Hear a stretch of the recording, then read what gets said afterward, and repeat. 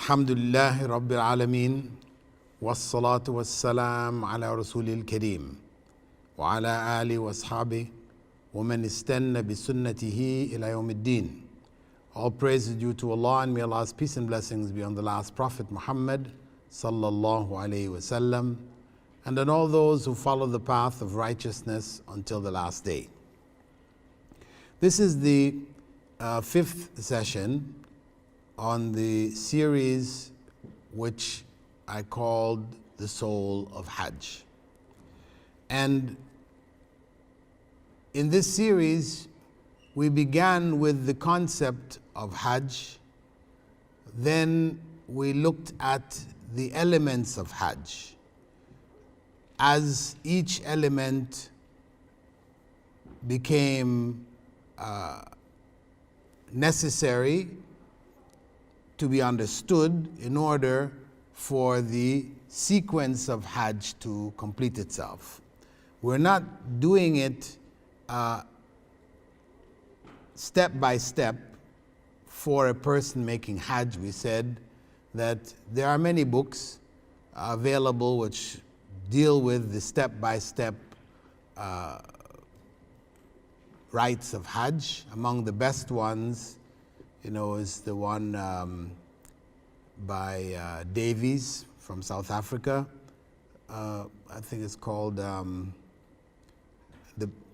Getting the Best Out of Hajj or something like this. But it's quite excellent, and there are many, many books available. That the focus of this series was more to understanding the concepts behind the rites themselves, which is a general principle we said is necessary for understanding Islam itself. Because Muslims today tend to be caught up in the rituals and the rites of the various acts of worship that have been prescribed for us by God, by Allah. But the spirit behind them and the goals for which they were prescribed are non-attainable or non-understandable. They're not understandable. People don't really understand what they are. So they're just doing the rites and the rituals, believing that somehow these rites and rituals, even though not understood, would earn them reward. So the essence really of the Hajj, like the essence of Salah and other rites that have been prescribed for us, is missing, and because of that, those acts are in fact not rewardable. We don't get reward for them. They're missing. That's why some people, as the Prophet ﷺ said, would make salah and nothing of it would be recorded for them. They would go through the acts of salah. They would have made wudu, they stood up, said Fatiha and everything else, but nothing is recorded for them. Some people 50%, some people 20%, some people 0. So similarly, Hajj. There are people who go to make Hajj and they come back with minus. They not only fail to gain the blessings and the rewards that Hajj have, in fact, they come back with sins on their shoulders. So we were looking at the Ihram, which is among the first things that we are obliged to begin with. When we reach the boundaries, we call the mawaqit, and we talked about the mawaqit. And we talked about going into Mecca and tawaf and sa'i and ending the Umrah, if we are making a combined Hajj and Umrah together, or we're just making Umrah, ending it off with the shaving of the head. Then on the 8th day, that is tomorrow, people are required to go back out to Mina. And in our last session, we discussed about Mina, and we pointed out that in spite of the fact that people treat Mina as just a transit point, it's not looked at really as a rite of Hajj. Reality is that we spend more time in Mina than in any other location during Hajj. So the very fact that Allah has prescribed Mina for such a length of time, so many times we return to Mina, then it must have importance, because whenever Allah prescribes something, He prescribes it because of its importance. The more time He gives to it means the more important it is. So, Mina, we said, even though people tend to disregard it, not really consider it as anything, it is among the most important days. First and foremost, as we said, before Arafah, it's preparing for Arafah. And then we talked about what then would we do in Mina. The three main rites of Mina, we said, were formal prayers, which are shortened, supplications, and words of remembrance. These were the main three things or rites that we would do in Mina. And with regards to the shortened prayers, we said that they were not joined. Normally, when we travel, we shorten and join. Reality is actually the joining is not specific for the traveler. Shortening is specific for the traveler. Only the traveler may shorten his prayers. Even if you feel sick, you can't shorten your prayers. You can join them. If you're feeling sick, difficult for you to get up and pray, you may pray two of your prayers together, Dhuhr and Asr, Maghrib and Isha, but you can't shorten them. It's not allowed. It's not acceptable. So in Mina, we shorten, but we don't join. The shortening gives us more time to focus on supplication. And Mina, as we said, is a place of supplication. Formal prayer, supplication, and words of remembrance. And we also pointed out that for those formal prayers that we pray in Mina, we should strive to make them as best as we can. Because Mina is a preparation for everything else coming after, for the Hajj, the actual rites of Hajj. So just as wudu is preparation for Salah, Mina is preparation for Arafah and everything coming after, whether it's stoning, it's slaughter, it's the tawaf al-ifada, all of the other acts coming, they're preceded by Mina. So our basic prayers in Mina should be done in the best way possible, because they set the stage for the rest of our Hajj.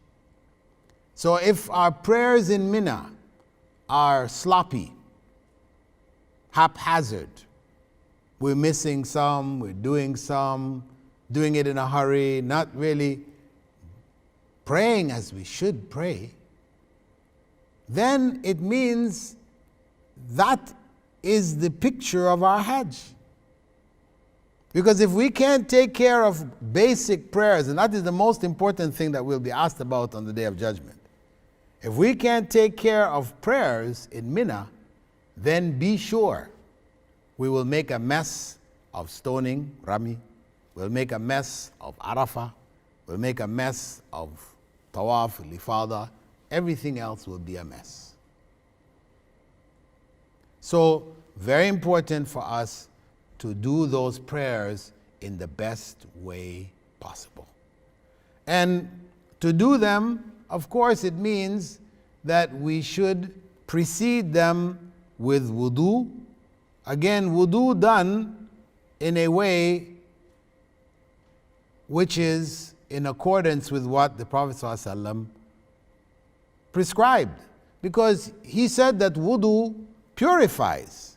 We're seeking, our goal from the Hajj is salvation. Everybody knows that the biggest reward is that we come back home from Hajj pure from sin like the day we were born, as we talked about in the very beginning. So this is the huge reward that comes. A person who is purified of sin is a person who is ready for paradise. They have been prepared for paradise. So purification from sin is a key thought that we should have throughout the rites of Hajj. Purification from sin. And the Prophet ﷺ said that when we make wudu, our sins drop off from our bodies with the water which falls from our limbs. He said that. It's kind of unimaginable, difficult to fathom how your sins can drop off from your body with the water drops that fall away. But the Prophet ﷺ informed us that with information he got from Allah. So though we may not be able to grasp how that is, we accept it. So when we are washing our hands, he told us the sins of our hands are washed off. So when we're washing our hands, that should be in our mind. That when we're washing our hands, we're not just, okay, we just finished eating, our hands are greasy, whatever, so we're just washing our hands. No, that's part of it, yes, we clean up. But the greater part is washing our hands from the sins of our hands. What we have written, what we have taken, what we have given with our hands. Similarly, when we wash our mouths, usually we just throw the water and whoop, out and we're gone. But hey, what we should be thinking about is that the washing of our mouths is also washing out our mouths from the sins of our mouths, what we have said. And how else do we commit sins? The greatest sins that we commit are usually from our mouths, what we're saying, and our ears, what we're hearing, so on. So our eyes, what we're seeing. These are our senses through which we either do righteousness and earn reward, or we commit sins and destroy our souls.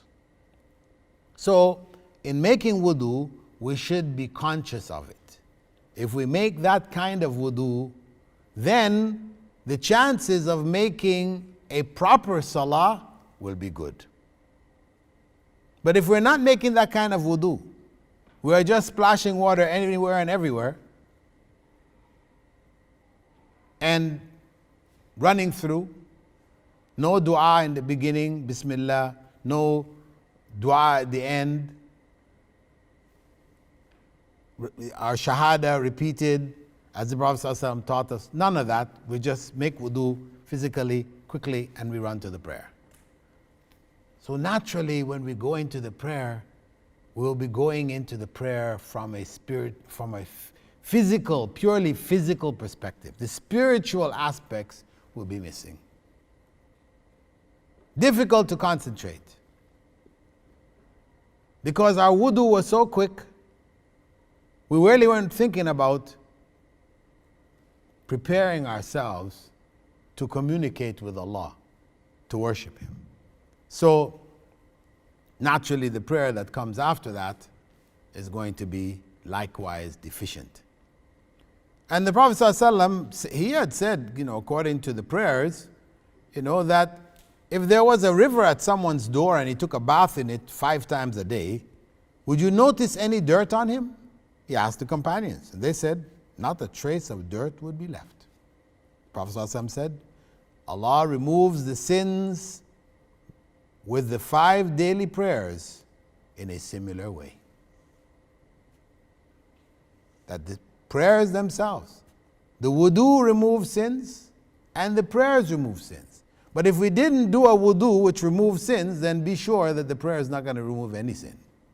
We're likely adding more sins.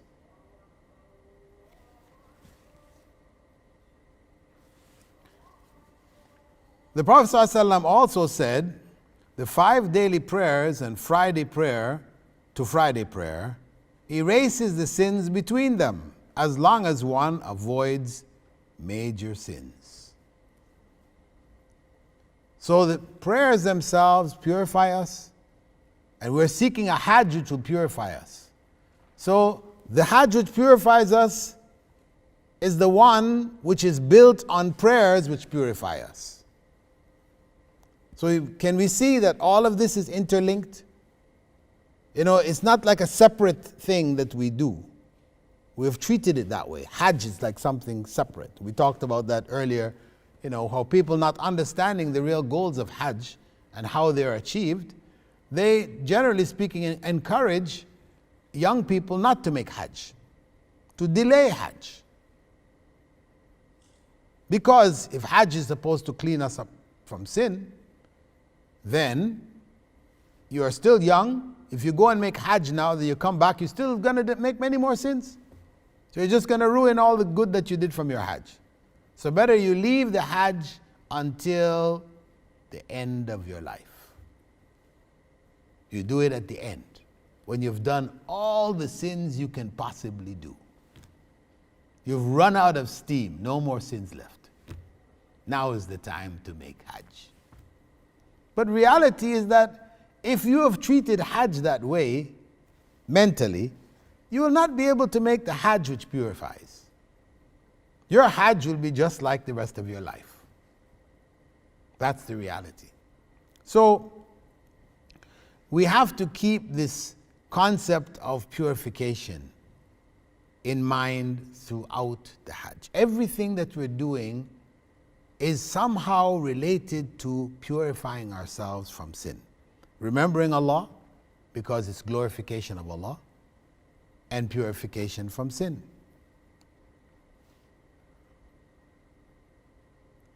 And we spoke about tahajjud and witr that should be done during Mina. And this is a time, normally in our day-to-day life, who prays tahajjud and witr? Very few people. Very, very, very few people. But in Mina, at least there, we have the chance, we should pray our tahajjud. We have no excuse. Back home now, here we are, we're busy, so many other things, we've gone to bed late, we have to get up early for work, whatever, get up early to get the kids to school, whatever. So we have all these excuses not to do tahajjud. But now in Mina, what else do you have to do? You have that time. So Mina shouldn't become just time to kill, as they say. You've just got this excess time, you got to use it up. So you figure out one way or another, either by chatting with other people, talking about whatever, roaming the grounds of Mina, walking around, whatever is not going to help you in your Hajj. So, what is good for us is to utilize that time consider every moment that we have to spend there as priceless, moments which may never come back again. We may never get another chance. And if this is our first Hajj especially, it is critical for us to do it correctly. So we said that the rites of Hajj with regards to Mina continue throughout the rest of the days of Hajj. We do it on the 8th. We spend Arafah on the 9th. This is the only day, we could say the 9th, although the sunnah of the Prophet ﷺ was to go to Arafah at Dhuhr time. So really, even the morning of the 9th, it's preferable to spend in Mina. So basically, we're in Mina on the 8th, we're in Mina on the 9th, we go back to Mina on the 10th, we come back again on the 11th, the 12th, the 13th. Virtually every day of Hajj we spend in Mina. So we should ensure that the time spent there doesn't become spare time, but becomes valuable time.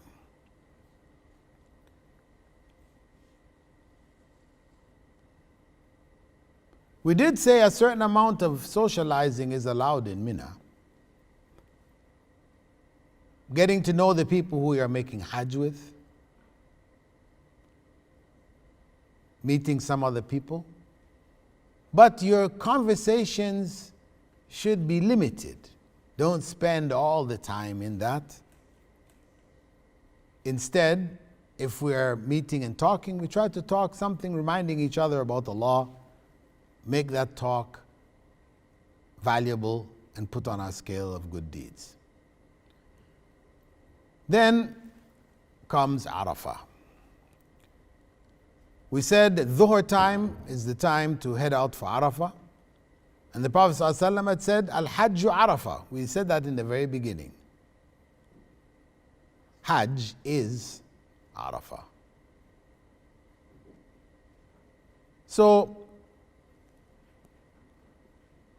Arafah is referred to as the Wuquf Arafah. That we stop there or we stand there. You can also sit and lie there, but most of the time spent is time spent in supplication. And we said that one of the things we should do in Mina in order to prepare ourselves for Arafah was that we should prepare a list for prayers. Prepare a list of things that are important to us that we should be praying about. Because Arafah is a challenge of praying, supplicating for almost 6 hours. For almost 6 hours. This is something we have never done in our lives. So it is very important that we prepare ourselves. Otherwise, by the time we get into Arafah, after about half an hour or 15 minutes, we will run out of du'as and we still have in front of us another 6 hours ahead of us. We've said everything we could think of.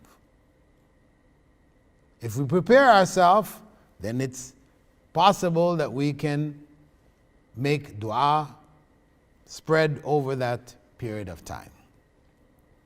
Instead of having to climb Jabal Rahmah, that becomes a substitute rite for many people. trying to climb Jabal Rahmah, like people climbing Mount Everest. This becomes a big point for Hajj. But Prophet Muhammad ﷺ didn't climb Jabal Rahmah. It's not really a rite of Hajj. It's in the plain of Arafah, so you can stand there and make dua, but it has no special significance in that sense. So we need to utilize that time in supplication, and the Prophet ﷺ had said the best supplication is that done on the day of Arafah. And the best supplication which the prophets before me and I said is La ilaha illallah wahdahu la sharika lah, lahul mulk wa lahul hamd wa huwa ala kulli shayin qadir. No one has the right to be worshipped except Allah, alone, without any partner. To Him belongs all praise and sovereignty, and He is able to do all things. This dua, we've all said it at some point. It's on the sheet which they put up in the masjids, sheet of duas to be said at different times in the morning, the evening. It's there. It's a worthy dua for us to learn. Whether we're on Arafah or off of Arafah, because the Prophet ﷺ said it is the best supplication. And it is the best because it summarizes the essence of Tawheed. It's all about Tawheed. La ilaha illallah, of course, that's the beginning of our Shahada. Wahdahu la sharika lah, by Himself, He's alone, without any partner. That nullifies any intermediary. Lahul mulk, everything belongs to Him. Wa lahul hamd, and all gratitude and praise belongs to Him. He's the one who should be praised. And He's able to do all things. That whatever He's instructed us to do, we should strive to do. And whatever we are faced with, whatever difficulties, trials we're faced with in life, we should never let these things be excuses for not doing what Allah has commanded us to do. Because whatever reason we come up with why we don't want to do or why we're not going to do what Allah commanded us to do, whatever reason, it has to do with the dunya, things that we want to get from the dunya. And Allah says He is able to do all things. So all those things we want to get, He is able to get them for us. That's the bottom line. We should never give precedence to the needs of this world over the commandments of Allah.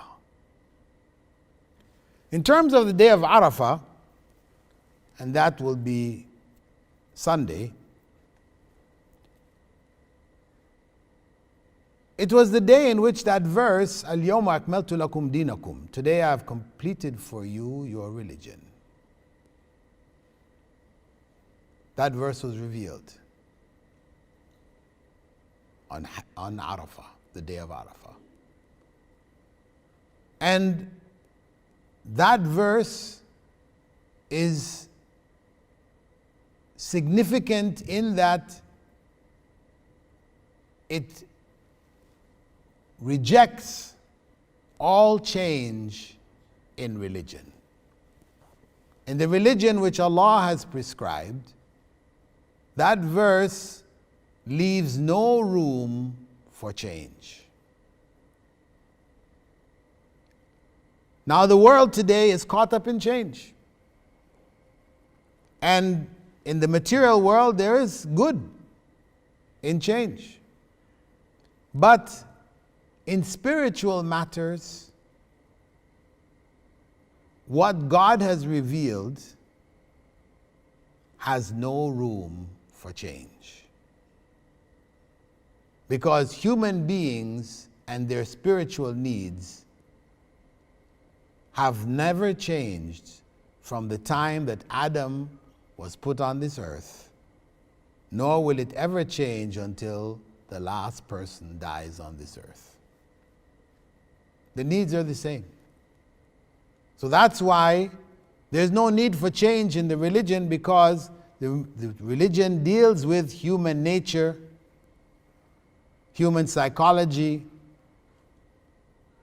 human needs, which remain virtually the same through all the various generations of the past, and will remain the same for those to come. It's also the day, Allah swore about it in Surah Buruj, وَشَاهِدٍ وَمَشْهُودٍ. Allah swore about that day. The shahid is the witness. The Prophet ﷺ explained that that is Friday. And the mashhud, or the witness day, is the day of Arafah. Fasting on Arafah, as we said earlier, expiates for sins of the past and sins of the future. 1 year past and 1 year in the future. This is a special blessing which Allah has given to those who don't make Hajj. Those who are going on Hajj, it's actually not recommended for them to fast. It's preferable that they don't fast. So for those of us who don't have the opportunity, this is the option, additional reward that's given to us that those on Hajj don't have access to. And Arafah is also the place where Allah made the covenant with Adam and all of his descendants. Allah describes that in Surah Al-A'raf, verses 72 to 73, where he explained that he took from Adam all of his descendants. That's all of us. All who were before us and all who are to come were extracted in the spiritual form from Adam, and we were all made to bear witness. Allah asked us, Alastu bi Rabbikum? Am I not your Lord? And we all said, Bala shahidna. Certainly, we bear witness to it. So that is the covenant we made with Allah. Of course, we can't remember it, but it is the basis of faith when we accept the message of the prophets of Allah. It's a reiteration of that covenant.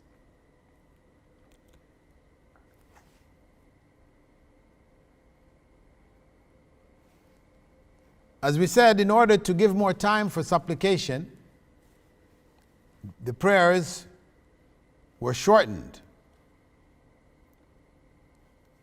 in Mina. Here in Arafah, they are shortened and joined.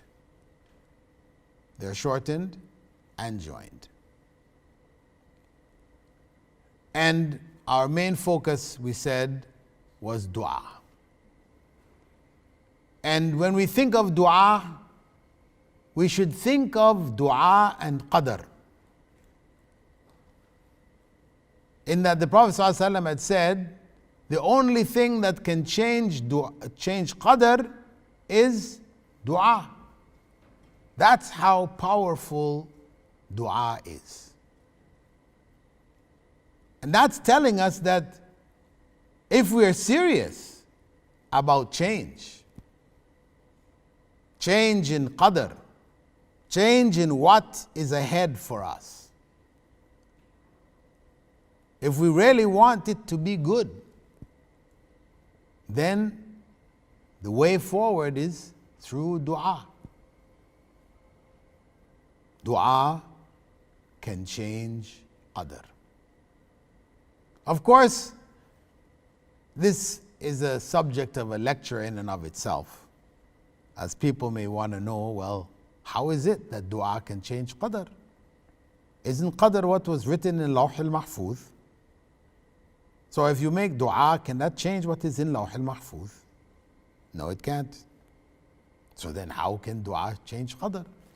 Okay, as I said, that is a whole lecture in and of itself. Enough to say that the change in the qadr is the change in what would have been had you not made your dua.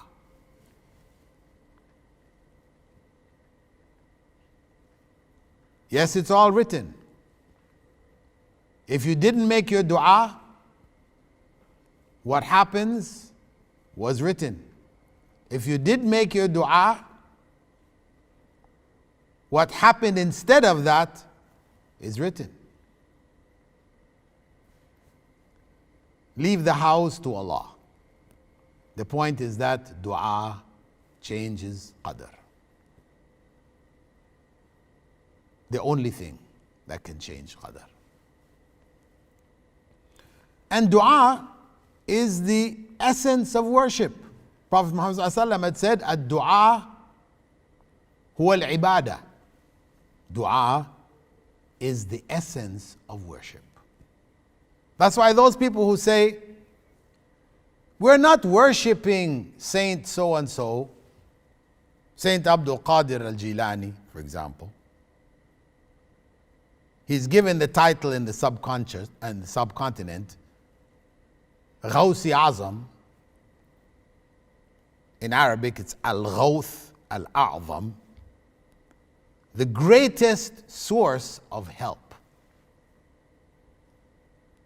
So when people find themselves in calamities and trials, who do they call on? Instead of calling on Allah, "Oh Allah, help me," they say, "Oh Abdul Qadir, help me." You say, "Brother, this is shirk." I said, No. We're not worshipping any others besides Allah. We're not worshipping Him. We're just calling on Him for His help. Well, the Prophet ﷺ had said, "Ad-du'a wal ibadah." That dua that you make to other than Allah is worship. It's the essence of worship. And that's why the Prophet ﷺ said, "Al-Hajju Arafah." That the essence of Hajj is Arafah. Because if the essence of Arafah is worship, right? Essence of Arafah is worship, supplication. And the essence of worship itself is supplication. Arafah is supplication. See, they've all become one. This is the most important thing. This is the most important element of Arafah. It's not Jabal Rahmah. You have been deluded. If you went and made Hajj and your big strive on that day was just to climb to the top of Jabal Rahmah, I ask Allah to forgive those people who told you that and wasted your Hajj.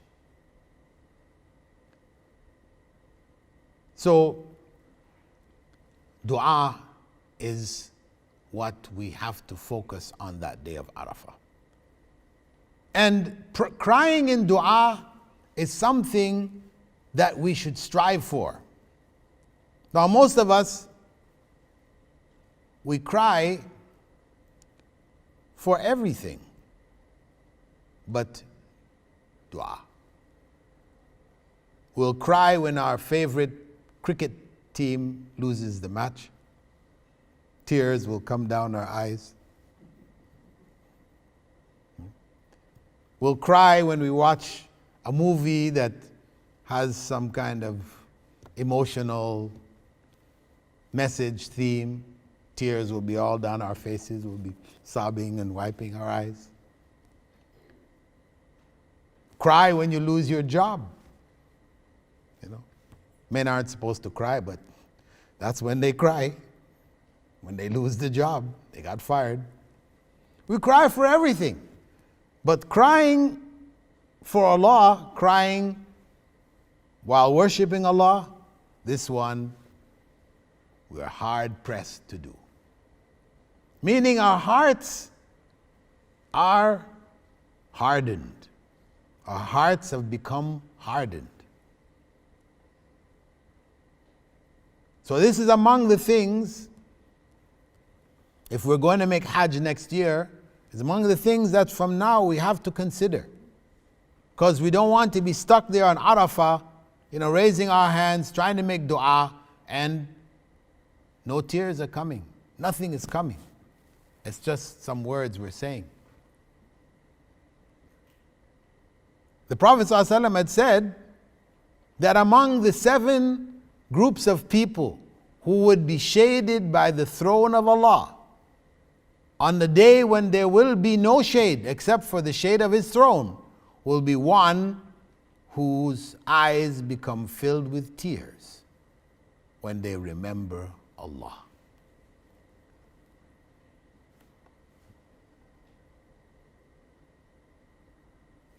This is from the lessons and the preparations of Arafah.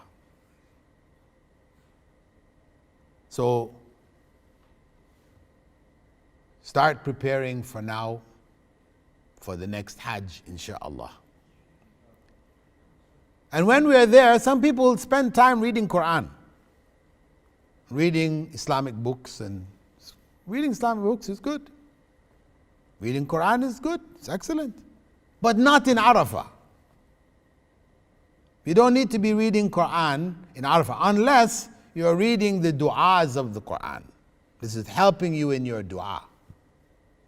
But just reading Quran, because when the people do it, they're just taking it and reading it like people typically do after Salah. People go and get a Quran and they start reading. But it's just a ritual.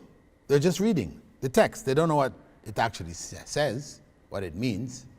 So it really has no impact on their lives. They just feel that's a good thing to do, so they do it. So you don't want to be doing that there on Arafah. Arafah, you want to give it its full right. From Arafah, we leave for Muzdalifah. And everybody is supposed to leave at Maghrib. We don't pray Maghrib in Arafah. But you'll find some people staying back there and praying Maghrib there. But actually this is wrong. It's incorrect. It's violating the Hajj of the Prophet ﷺ. We are supposed to delay Maghrib and pray it along with Isha in Muzdalifah. That's what we're supposed to do. In the past, the crowds sometimes would be so dense that you don't make it to Muzdalifah. The buses, so many that people get stuck on the bus. You end up having to pray there, sitting in the bus, or if the bus is not moving, you get out and you pray in the grounds. Hopefully, you have reached at least some of the area of Muzdalifah. Because Muzdalifah is really just a transit point to Mina. It's between Arafah and Mina. The sunnah was to delay Maghrib and pray it along with Isha in Muzdalifah. And in Muzdalifah there are no tents. There are no tents. People just take mats. It's just a place to rest your head. You lay down when you're there and remember Allah and sleep. What's required of us there in Muzdalifah is that we try to do it according to the way of Rasulullah sallallahu alaihi wasallam, because that's the whole point, that throughout the Hajj, at each point we have to try to do as the Prophet ﷺ did. He said, خُذُوا عَنِّي مَنَاسِكَكُمْ. Take your rites of Hajj from me. The way I did it, do it.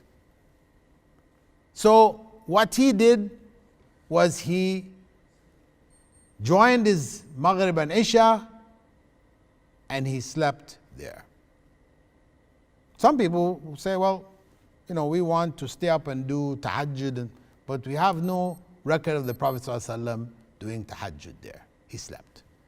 Because Muzdalifah is also preparation now for the heaviest day of Hajj. The 10th day. Eid al-Adha. That's the day we have stoning, slaughter, tawaf al-ifada, so many different elements on that day. The most intense day of the Hajj. So, to be rested is far better than to stay up all night in prayer, and then in the morning you're tired, you're sleepy, you're falling asleep, now you have to go and stone, and what's involved in stoning, we'll talk about that. You're not properly prepared, stoning becomes a trial for you. And Tawaf al-Ifada becomes an even bigger trial. So we follow the sunnah of the Prophet ﷺ, try to sleep as he did, making the du'as before going to sleep. Some people, instead of sleeping, they spend the night finding stones. You will see them climbing the hillsides there and with objects, chipping away at the hillsides, trying to find and create stones that they're going to gather up. 49 for the next 3 days, or 70 for the next 4 days. Then they'll carry these bags of stones with them. And of course, in the crush and thing of the rites of the next day, you'll find people's bags fall and the stones are all over the place and they're scrambling trying to find the stones and get it back in. So as I said, instead of spending the time trying to collect pebbles, the sunnah was to rest. On the way to Mina, the Prophet ﷺ had told Abdullah ibn Abbas to collect some pebbles for him. So this was the sunnah on the way into Mina. And from Mina, sufficient. Muzdalifah is not a place for collecting stones. But if you did collect your stones from there, the issue of where you actually collected them is not important. Not important in the sense that your Hajj will not be violated even if you collected the stones from Arafah. Even if you brought the stones from your country with you. But this is all unnecessary things to do. There are plenty of stones there, though you'll find people getting stones and washing them and doing all kinds of stuff. So people become obsessed with these stones. But the Prophet ﷺ, his approach was very simple. He asked Abdullah ibn Abbas to collect some, and he looked at them and he confirmed the right size, because making sure they were not too big, that they would hurt people. So in Muzdalifah we should stay until the morning and pray Fajr there, although concession was given for women and the old to leave after midnight to avoid the crush of the crowd.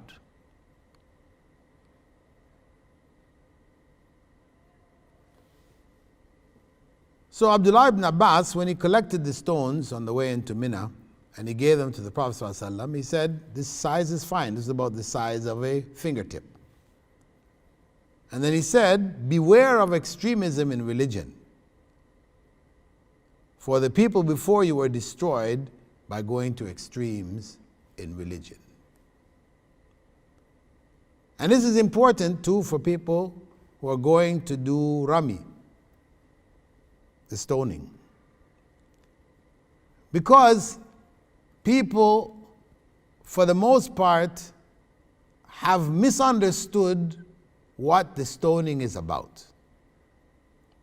So, in their mind, especially when it used to be a pillar, in the past it used to be just a pillar, right? And there was a basin around it, which the stones would be collected and removed. And you would find people who would actually climb up the pillar while stones were being thrown. There would be people who considered this was like a religious, sacrifice they're making as they're climbing up. People are pelting them with stones left and right. They'll climb to the top of the pillar, they'll have their shoe and they will be beating the pillar on the top. In their minds, they're thinking, this is Satan. Because it's called the big Satan, the middle Satan, and the little Satan. This is one of the names that the common people gave these pillars, the Jamarat. So in the minds of the ignorant masses, these were actually Satans. So you have to, just throwing a stone is not quite enough. You need, if you have some serious problem with Satan, then you need to be giving him some serious beatings. So these are the extremes that people have gone to in ignorance. And of course, as I said, the Prophet ﷺ made that point. There are people who would want to take a rock, because if you're going to throw, and you want to have a little thing the size of your little fingertip here, it's like you can't, what are you doing with this really? You throw it, it's just bouncing off. No, you need a rock that you can really hit that thing with. It's going to make a difference. This is what's happening in people's minds. But that's not what it's about. It's not about beating that pillar. Now the pillar has become a wall. Alhamdulillah, some people complained about that. They say, look at these Saudis changing the religion. The wall is safer, especially with the number of people that are going to make Hajj now. In the past, when the numbers were smaller, you can get by with just the pillar and people throwing. Now you've got so many people throwing and so many people missing. So instead of hitting the pillar, they're throwing, it's missing the pillar, going over and hitting people on the other side. So these people on that side are pelting you and you are pelting them. So the whole issue of this rite of stoning is lost.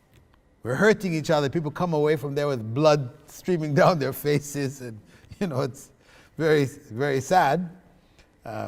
We can laugh about it now, but if you were there, it would be a crying matter.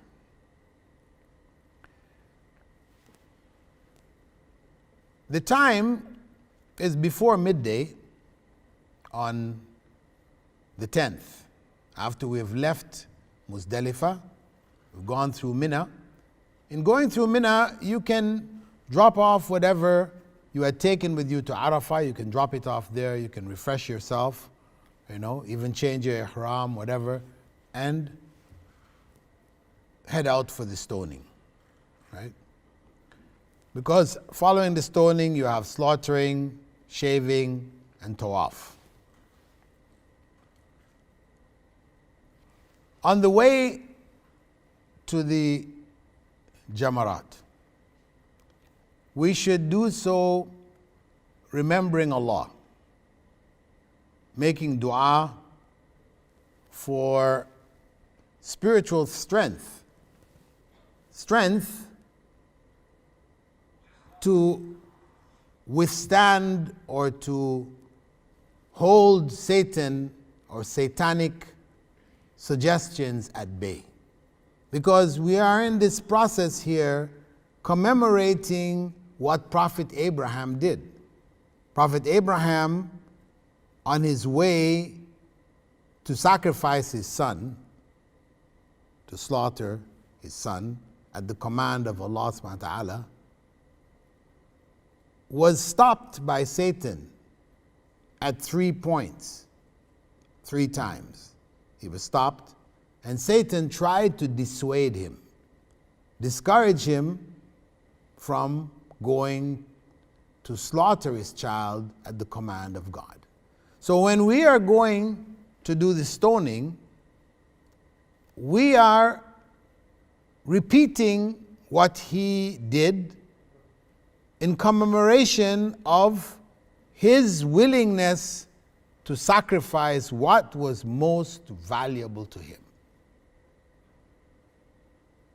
So this is what we should be going there having in our mind. And the Prophet ﷺ had said, إِنَّمَا جُعِلَ الْجِمَارِ رَمْيِ الْجِمَارِ لِإِقَامَةِ ذِكْرِ اللَّهِ. Casting pebbles at the pillar was to establish the remembrance of Allah. So it's about remembering Allah. Remembering Allah in this sense here, remembering that we should be prepared to sacrifice whatever we have for the sake of Allah's command. Because whatever He has commanded us to do is ultimately what is best for us. When we start to stone or to pelt the location called the Jimar or Jamarat, we should stop making the talbiyah that we had been saying during the Hajj, labbaik Allahumma labbaik. At this point, we stop.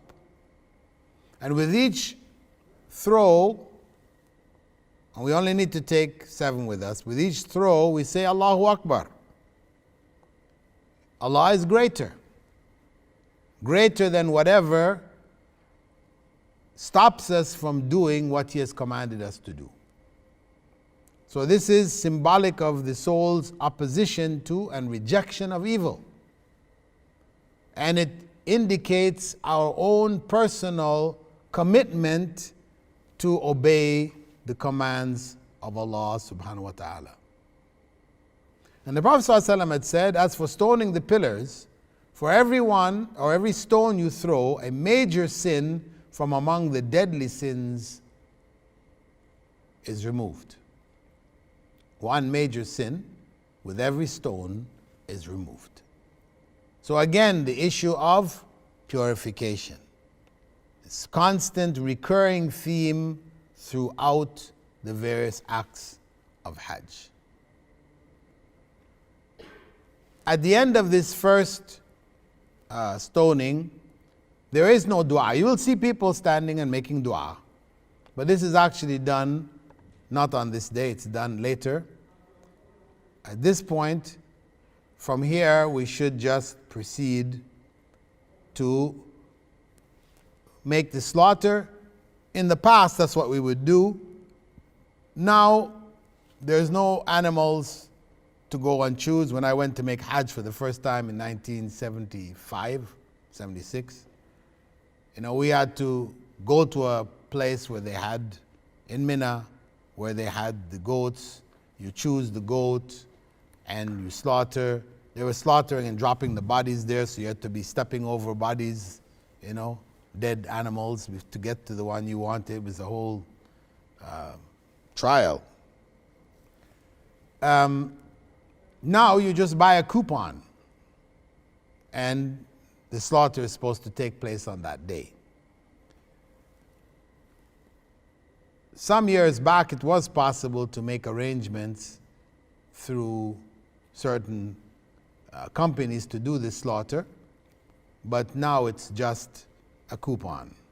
And that's made things simpler on one hand, because trying to do it on your own at that time is quite a trial. And wastage is reduced, because then the animals are slaughtered, they are packaged, they're sent out, as support aid to various needy countries. They're tinned. But the key to remember, at least we have that intention when we buy the coupon. It's good to have the intention of the slaughter. And Allah judges your act of buying according to the intention that you have in purchasing that animal for slaughter. So what we should be reflecting on, again, is further commemoration of Allah giving Prophet Abraham an animal in the place of his son. That what may have seemed like an impossible trial to deal with, we went ahead to try to do it as Allah has commanded us. Allah gave another way out. As Allah said, وَمَن يَتَقِ اللَّهَ يَجْعَلْ لَهُ مَخْرَجًا. And whoever fears Allah, trying to do whatever He has commanded him to do, Allah will open a way out for him. That's the case of Prophet Abraham and Prophet Ismail is classical. And of course, this is reiterated in the statement of the Prophet ﷺ, you have not truly believed until Allah and His Messenger become more beloved to you than all else.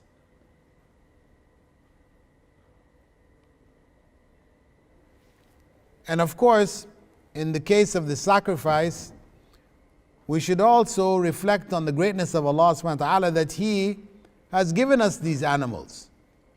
Animals which He had made domesticated for us, that we were able to domesticate them and be able to slaughter them. Otherwise, there are many, many other animals out there that we couldn't do that to. Wild animals, which you can't domesticate. So this is also a blessing from Allah subhanahu wa ta'ala, so we glorify Him and thank Him from that perspective also. And of the rites on the 10th is shaving, and that comes after the slaughter and after the stoning, or it could come after the tawaf, as long as you do 2 of the basic 3 acts of that day, you can come out of your ihram. So shaving is normally the symbol for ending your consecrated state of ihram. You're still on Hajj, still doing Hajj, but the state where you're not supposed to put perfume on and these other things, ends at that point. And the Prophet ﷺ made a special prayer 3 times for Allah to bless those who shave. And he made 1 prayer for those who trim. So this is telling us, those of us going to Hajj, shaving is better than trimming. And the Prophet ﷺ had also said, as for shaving the head, here comes the big point. There is a reward for every strand of hair you shave, and a sin is erased with it. A reward for every strand of hair you shave. So here again, purification again. As we said, Hajj, this thread which connects it all, is the issue of purification. We begin on the right side of the head, of course, as the Prophet ﷺ did, favoring the right in his sunnah. And while we're doing it, we should remember the aqiqah, because shaving our head is similar to shaving in the aqiqah. Okay, we'll stop here, and there's only another 5 minutes to finish off the material. So we'll come back right after. Those of you who wish can come back right after. We'll finish off another 5 to 10 minutes max, and then if you have any questions, we'll take the questions afterwards. Barakallahu feekum.